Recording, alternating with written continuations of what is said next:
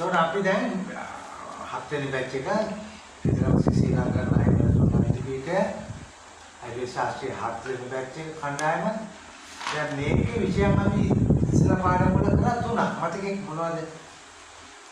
අපි ආයුර්වේද මූල ධර්ම කරනවා නේ. පිත්තෙන් සප්ත ධාතු ඊට දෙවෙනි විෂයට ආවා. ද්‍රව්‍ය ගුණ විඥානය නේ. ඊට පස්සේ අපි දැන් කරනවා චිකිත්සා මූල විෂය. චිකිත්සා කියන්නේ චිකිත්සා විශේෂ ක්‍රියාව. චිකිත්සා කියන්නේ විශේෂ ක්‍රියාව. චිකිත්සා මූල ධර්ම. එතකොට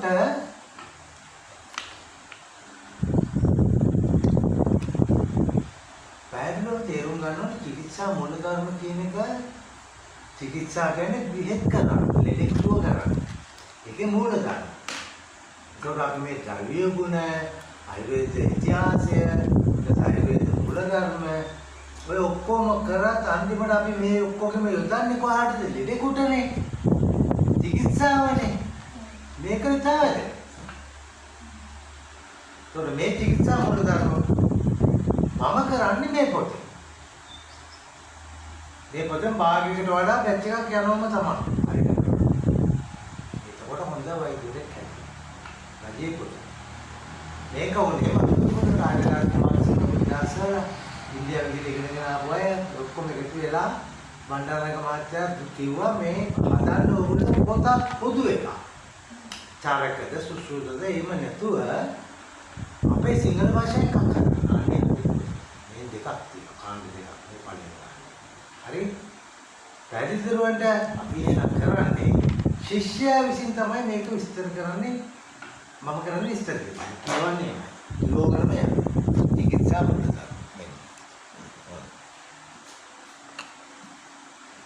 කියව. වේගෙන් කියව.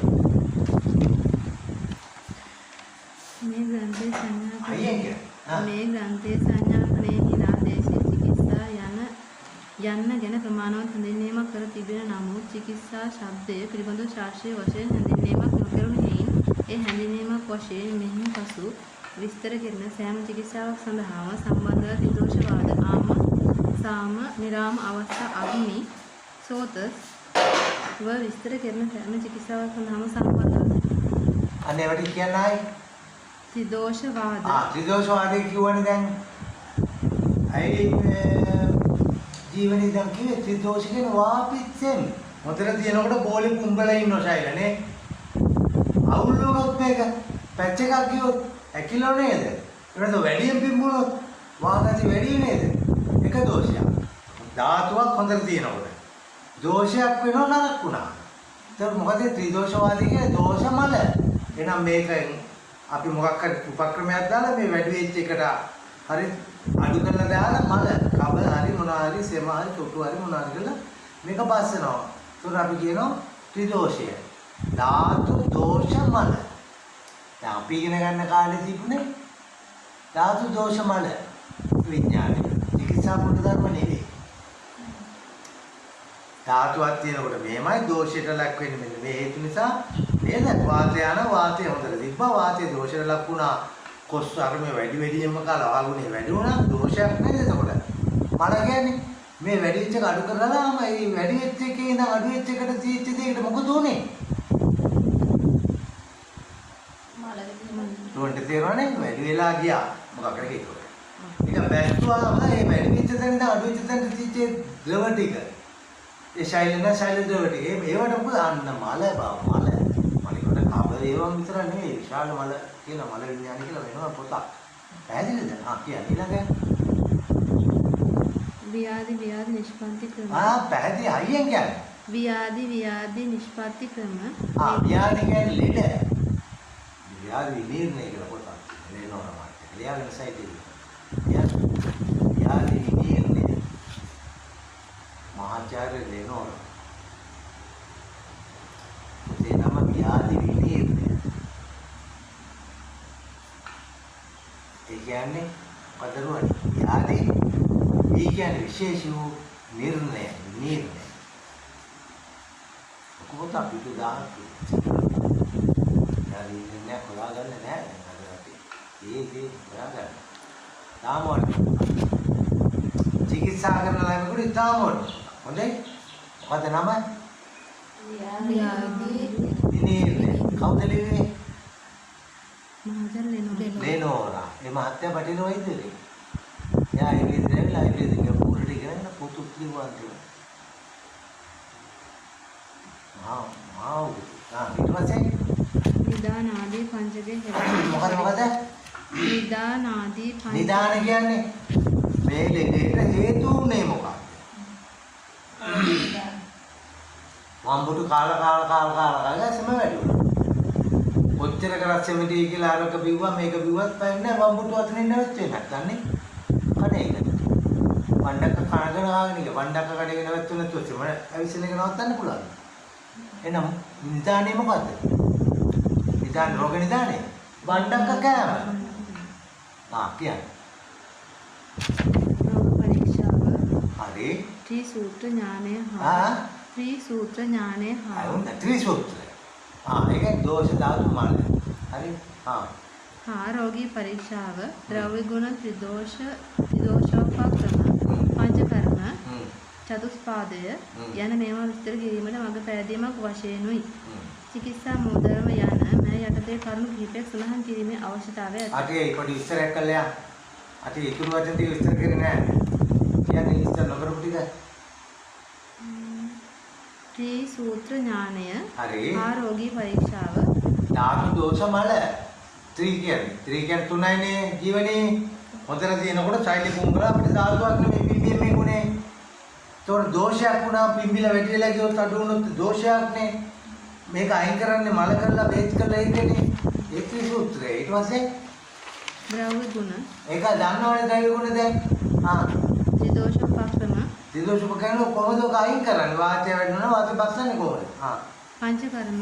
පංචකර්ම කියන්නේ වාමන විරේචන හරි පංචකර්ම චිකිත්සා කියන එකට වාමනේ කරනවා විරේචන ස්වේදනය කරනවා වාමන විරේචන ස්වේදන හරි ස්වේදන කියන්නේ දාඩිය දානවා වාමනේ කියන්නේ වාමන කරනවා විරේචන බඩේ යනවා දාඩිය දානවා ඊට පස්සේ වස්ති කියන්නේ කක්ක කරන තැනින් බේත් දානවා හරි ඒවා වාමන විරේචන शोधन ගැතුන හෝදන ඔය පාපංචකර්මය යමුරු විදියට සාමාන්‍ය විදියට විස්තර කරනකොට තියෙනවා වාමන විරේචන ස්වේදන ශෝධන වස්ති තමයි යමුරු විදියට බෙදනවා සරල විදියට කියන්නේ චතුස්පාදය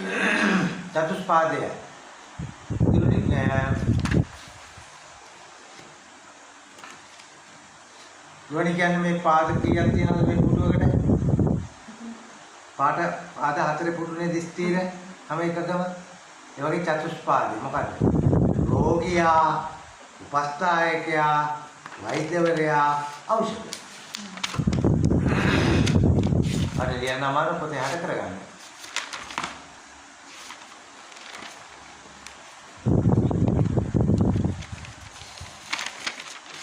ඕනම stabilize එකක් stabilize whatever thing is stabilized that means it must have 4 legs කකුල් හතරක් තියෙනවා ඒකයි සම්පූර්ණ කකුල් හතරක් මොනවාද ඒ වගේම ආයුර්වේදයේ කකුල් හතරයි රෝගියා උපස්ථායකයා වෛද්‍යවරයා ඖෂධ නැත්නම් ඔය තුනම තිබ්බත් නෑ ඖෂධ ඊට පස්සේ ඒ ටිකට මොකක් කියලා සර් කියන්නේ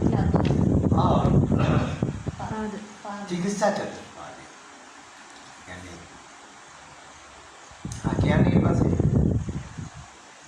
චිකිත්සා මූලධර්ම පෙරදිග නිර්මාණ වූ වෛද්‍ය ශාස්ත්‍රඥ ඉන්දියාව ජන්ම භූමිය කොටගත් ආයුර්වේද වෛද්‍ය ශාස්ත්‍රයේ මුළුමනින්ම ත්‍රිදෝෂ ධාතු වාදයේ මත කොට තිබුණි. දන්නවනේ කියන ආයේ වචන දෙක වැදගත් වචන කියන්නේ ත්‍රිදෝෂ ත්‍රිදෝෂයේ කියන විස්තර කරන්න පුළුවන් නේද දැන් මොකද්ද ත්‍රිදෝෂ කියන්නේ වාපිච්චෙන් කියන තුන් දෙනා කප නරක් වුණොත් එහෙම. අන්නේ දෝෂයට යාම. ඒක හේතු. පස්සේ නේද? සිල්විය 3:20 නේ. කියන්නේ.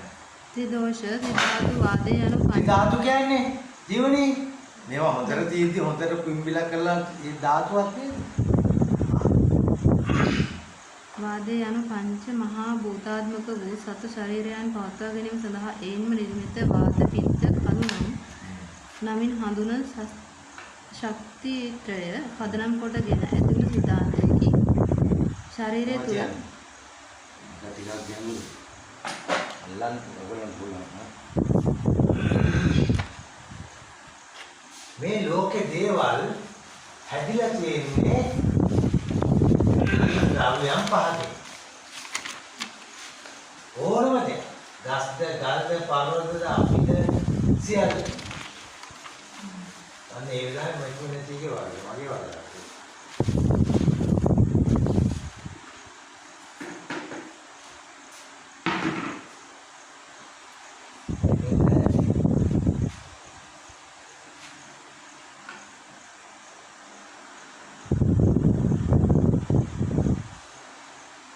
පංච භූත වාදය.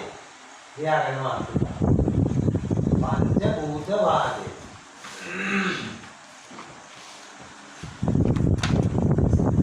ඉස්සෙල්ලා කතා කරන්නේ සප්ත ධාතු වාදය, ත්‍රිදෝෂ වාදය නේද? දැන් කතා කරන්නේ පංච භූත වාදය. මොනවද මේ පංච භූත කියන්නේ? අපි මෙහෙම කතා කරමුකෝ ලියමුකෝ. අපි මල විට යගියාමද අපි මල විට අපේ ශරීරයේ තිබෙන ද්‍රව කොටස් මල සිරුරේ වැක්කිරේ එහෙම නැද්ද? අපේ ශරීරයේ තියෙන මල ද්‍රව කොටස් ශරීරේ වැක්කිරේ හරිද?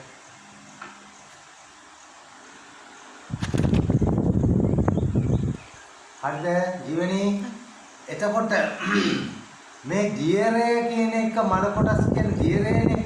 දියරයනේ දැන් මෙතන කතා කරන්නේ ද්‍රවනේ. ද්‍රව කියන්නේ ද්‍රවීය ද්‍රව්‍ය දියර නේ. ඒ දියර ටික ගියාම මේක කඩම් බිඳන් වැටිලා යනවා. දැන් මේ පිටියේ තියෙන්නේ කොන්ක්‍රීට් කියලා කිව්වට සිමෙන්ති කිව්වට වැලි කිව්වට මේ වතුරෙන් අල්ලන්නේ. වතුර නැති දවසට මේ එක පිටියක්වත් නැහැ. කොහොම කඩන්නේ? මේ වතුර තමයි බොන්නේ. ජලය. අන්නේ ජලයට කියනවා ආපෝ ධාතුව කියලා. ජලය විතරද එතකොට වතුර જાති කියන්නේ. ඇයි තෙල් જાති ද්‍රව විදිහට තියෙන සියලු ද්‍රවයෝ මොනවාද? ආපෝ. එහෙනම් ආපෝ තමයි බන්ධන හදන්නේ. ද්‍රව නේද බන්ධන හදන්නේ. ඕනම ගම් එකක් ගම් විදියට ගාගෙන බෑනේ වතුරක් මොකක් දියරයක් කරොත් නේ ඇලෙන්නේ. ආලියන්නේ. ආපෝ ධාතුව හේවත්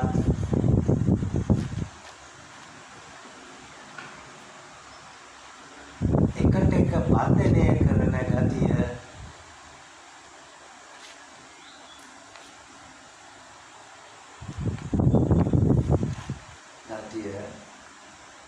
ගතියයි කියති. ගතියයි. අපිට පැහැදිලි දෙයක් ආපෝ. අපි මනපස් විපාක මොකද ඊළඟට තියෙන එක? ජීවනේ මරණ ඊළඟට වතුර ටික අකිල්ලා ගියා. ඒකේ හීට් එක තියෙනවද? මරණ. නෑ මලමිනි සීතල. නේද? අපි මල විට ශරීරයේ උෂ්ණය නැති වීම නිසා එම උෂ්ණය තේජෝ ධාතුවයි.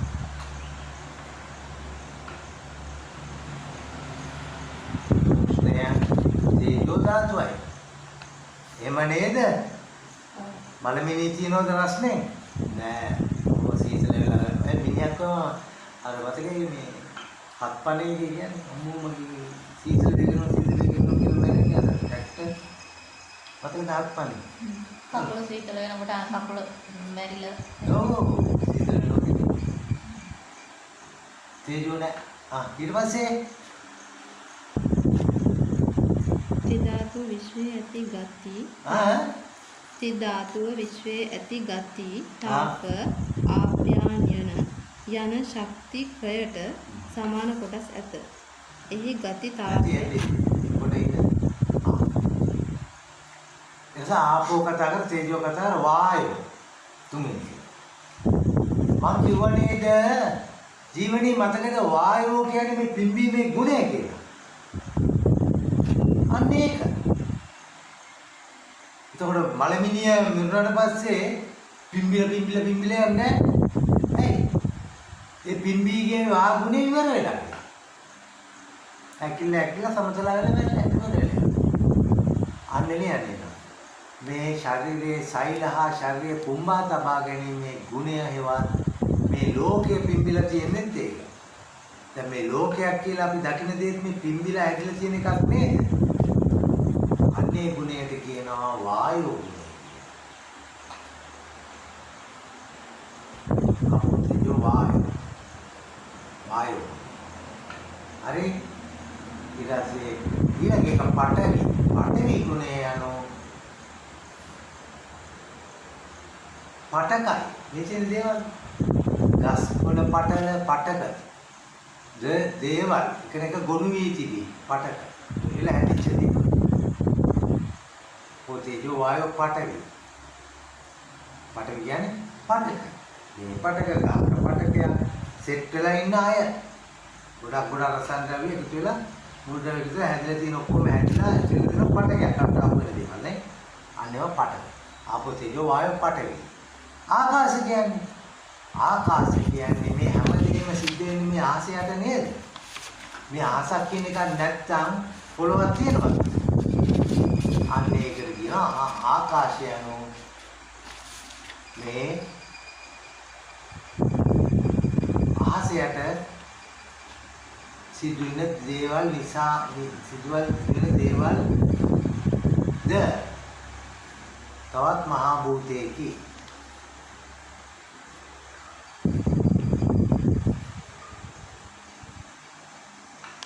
අවකාශ කියන එක තේන්ද?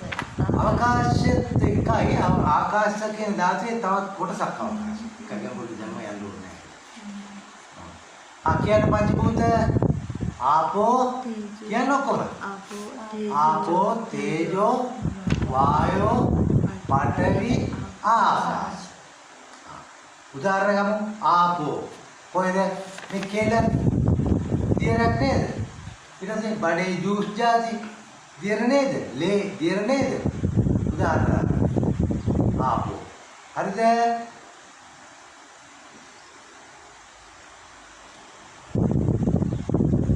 තේජෝ උදාහරණ කියන්නේ තේජෝ කියන්නේ හීට් එක රස්නේ තේජස මොනවද?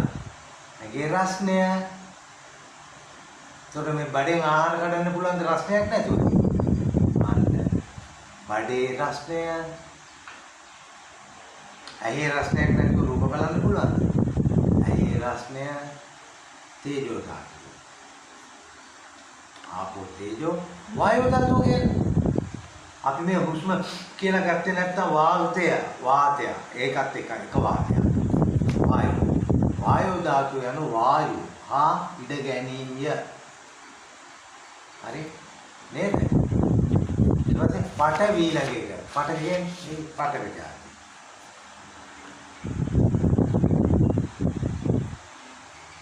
ආකාශයකට උදාහරණයක් කියන්නේ හිරුණි.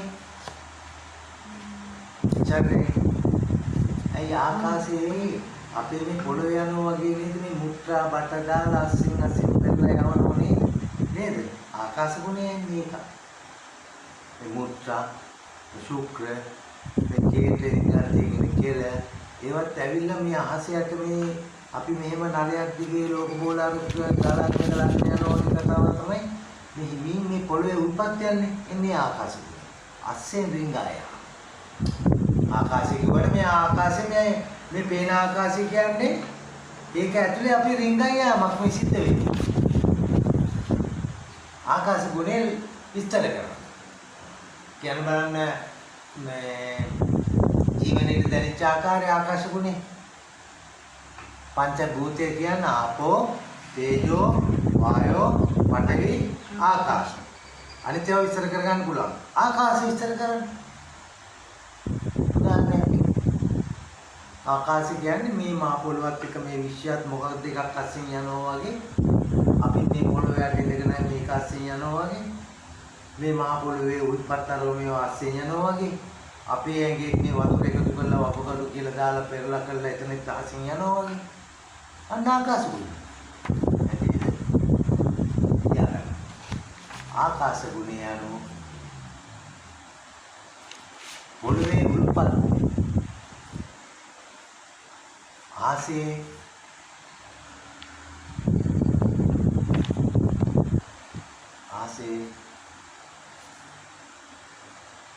සූර්යයා සමග ග්‍රහලෝක ඇදී යනවා.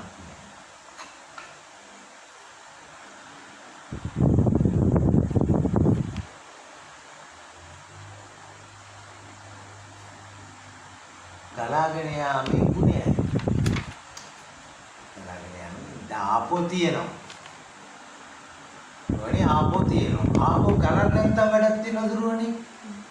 වතුර තියෙනවා. වතුර ටික ඔහේ තියෙනවා. වතුර ගලාගෙන යන්න එපා. අන්නේ ගලාගෙන යාමේ ගුණය එකක්. වතුර එකක්. එහෙමයි නේද? වැව එකක්. වැවෙන් වතුර ගලාගෙන යාම වෙන එකක් නේ. දෙකේ සම්බන්ධයක් තියෙනවා. අන්න ඒ වගේ තමයි ආපෝ කියන්නේ ද්‍රව ගතිය. ද්‍රව ගතිය ගලාගෙන ද්‍රව ගතියෙන් අලෝලා කළා ශරීර කියලා හදෝලා කළා ඒව අස්සෙන් රිංගෝල මුත්‍ර දාලා බඩ එහෙම දාලා ඒ ගුණේ ආකාශ. දැන් ඒක තව ටිකක් සරලයි නේද? පැහැදිලිද? ආකාශයෙන් රිංගා යාම ගුණය.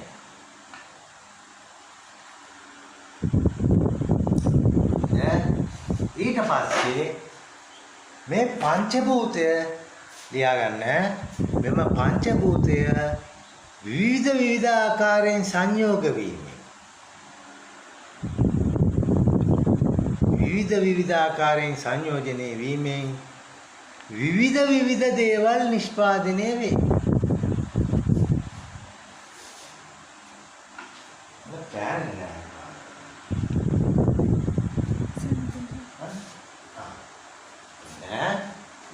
විවිධ දේවල් නිෂ්පාදනය. ඔන්න බලන්න කොහොමද?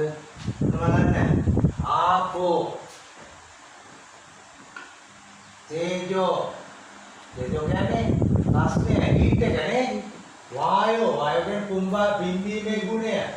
එමෙන්න හුස්ම ගැනීම වායෝ. පඨවි කියන්නේ පඨක හැදිච්ච දේවල් මේ ශරීර ඒවා. ආකාශ. හරි. අපි මේ දෙක හරි. ආපෝ තේජෝ. මෙන්න බලන්න. ආපෝ කියන්නේ ද්‍රව නේද? නේ? ඔව්. ද්‍රව තේජෝ කියන්නේ හීටනේ රස්නේ.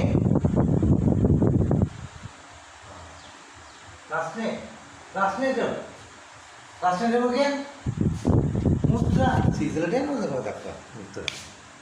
ඔච්චර සීතල කීටියත් මුත්‍රා රස්නේ. එහෙනම් අන්න බලන්න. ආපෝ ධාතු තේජෝ ධාතුවත් එක්ක එකතු වෙලා අතෙන්දී මුත්‍රා. ඒ ගුණ දෙකයි. තව ටිකක් කියන්කෝ යාට. ආපෝ වායෝ. ආපෝ කියන්නේ ද්‍රව ගතිය. වායෝ කියන්නේ අහසේ පිම්බිල ඉඳගෙන ගලාගෙන යන ඕනි වායෝ. එහෙනම් ද්‍රව ගලාගෙන යනවා. ආපෝ පඨවි. මෙන්න ආපෝ ද්‍රව ගතිය පඨවි. මේ දේවල් කාස්වල පඨක ආරෝහණය. අන්න ඒවා ආපෝ පඨවි දුනා සෙමහති. අපේ ආපෝ ආකාශ. ඔන්නෝම අර ඉස්සෙල්ල රස අටාතර කරා වගේ ඊපස්සේ ආපෝ වායෝ ආපෝ තේජෝ ආපෝ සංසන්දනය මේ සම්බන්ධ කරලා ගන්නවා. පැහැදිලිද? පහ එකට සම්බන්ධ. හැබැයි එතෙන්දී වා කියලා කියන්නේ වායෝ ජීවණේ වායෝ ආකාශත් ගන්න ඕනේ නේද? නේද? අර වාතයා කියන කෙනා අපි මේ ශෛල කුම්බන් ඉන්න කෙනා නේද? එයා මුවන් ඉඳලා ඊට පස්සේ මෙයා මේ හුලං හමන වගේ හුස්ම ගන්න ඕන. ඒ වායෝ ආකාශ දෙන්න එක සමාන, එක ගුණ, එකට යන්නේ. වායෝ ආකාශ දෙන්න එකතු වෙලා තමයි වා කියන ෆැක්ටර් එක. අපි මොකද කරන්නේ?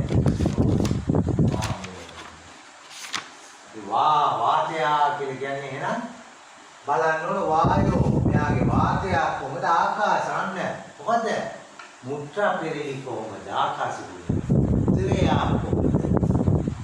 නේද ජීවනයේ තේරෙනවද ඒක අවබෝධ නොකර බේත් කරන්න බෑ වායෝ ආකාශයෙන් වාත ගුණයක් ඇතිවෙනවා අන්නේ වාත ගුණේ ඒ වා ගුණේදී හේතු වෙන්නේ ඔයාගේ වා වැඩි වෙලා එයාගේ බෝල බිම්බිලා වැඩි වෙනවා එනස ශෛල බෝල එහෙනම් ඒකට හේතුව මොකද්ද? වාගුණේ වාතය වායෝ ගුණේ තියෙනවා ආකාශ කියන්නේ ගලාගෙන යන ගුණේ ඔය දෙකෙන් එකක් මොකක්ද පවු අවුල් වෙලා. පස්සේ ආයෙ එතෙන් තේරුම් ගන්න හොඳද? ඊට පස්සේ තේජෝ තනියම ගන්න. තේජෝ ඇවිල්ලා තේජෝ පිළිම පිට. පිට තේජෝ පිට විතරයි. එක්කෙනයි පංච භූත එක්කෙනයි. පිට විතරයි.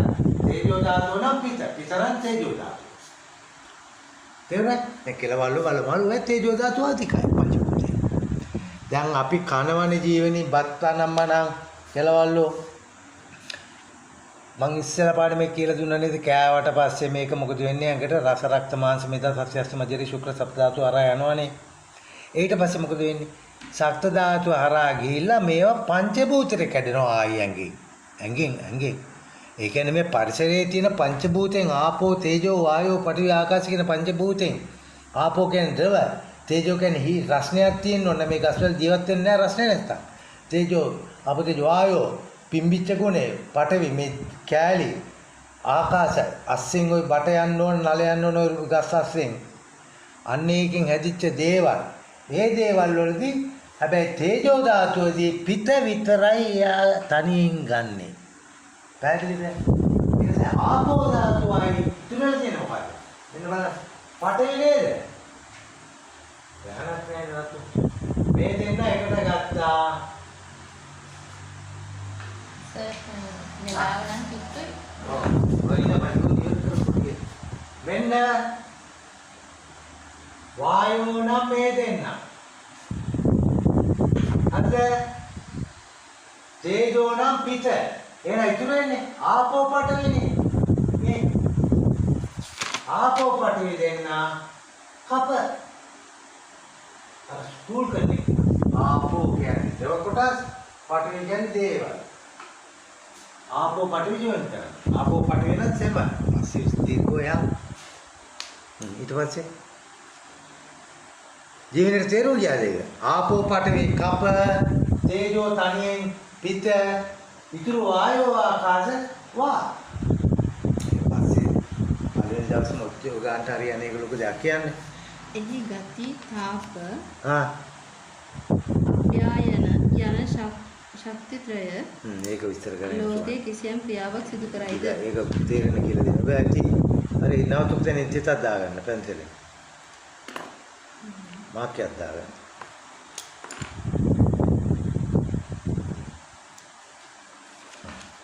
එනේ තුනනේ දැන් වෙලාව කීයද? 3:20 පස්සේ එන්නේ